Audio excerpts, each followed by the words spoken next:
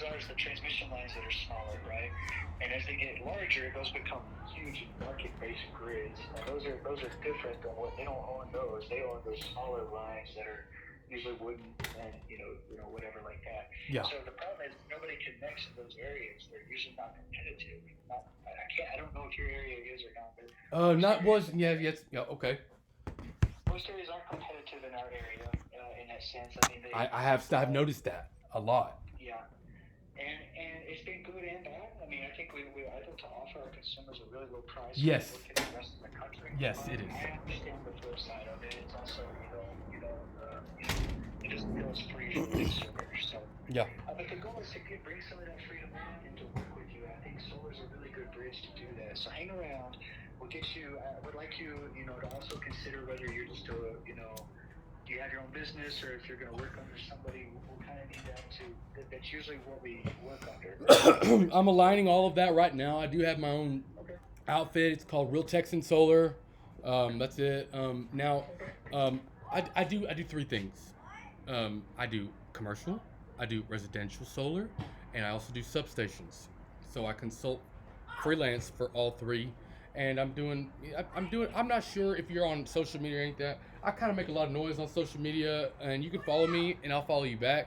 And I was actually going to ask to connect with you on LinkedIn. And you'll see a little bit more of what we do, man. A little bit more of the spirit. And I know that it's not necessarily the titles or degrees or nothing like that. It's really putting the deal together where everybody wins. It's creative enough.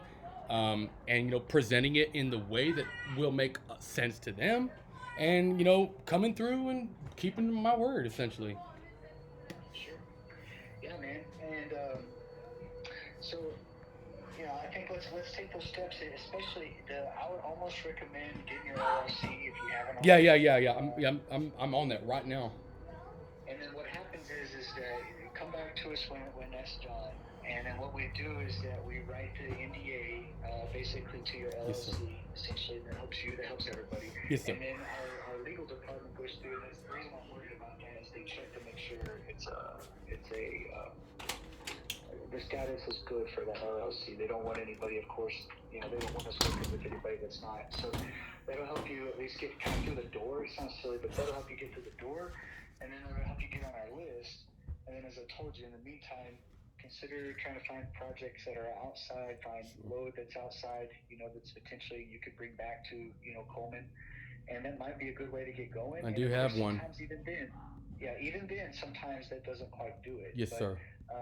But if we can at least put it in those terms, and maybe that's what our next couple meetings over the next year or so, turn into, is us helping you shape up the thoughts of how you would present those things if you already have those things in place. Sir. And then the other thing is just having some patience with us, and continuing to meet back every 6 months, and giving us time too, in the sense that it sounds slow, but it actually sometimes with so many moving parts, it actually is going sometimes pretty quickly. How do you spell your name?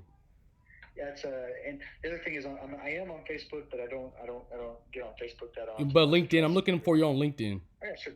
Yeah, Joe Dan Wilson. That's JoeDan. Yes, sir. Wilson.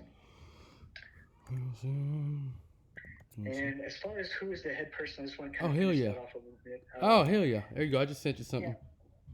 Okay, so if you're connecting, that's why that's important. Is they call the shots in their area, and they can actually tell. They can even tell us, if we think something should go in their area, that's their area, not ours. So what we are is 16 cooperatives basically put together a golden spread, and they said there's just some things that our small offices can't do. And in other words, some of these areas are so rural, they couldn't put together a finance and marketing team to trade their energy, their electricity, and make trades and stuff.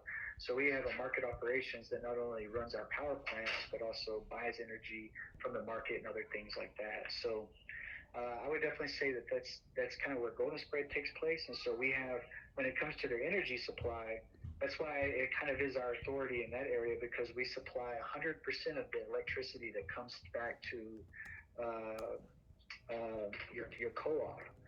And so even if there's solar in your area, there's a few solar, that we would be a part of.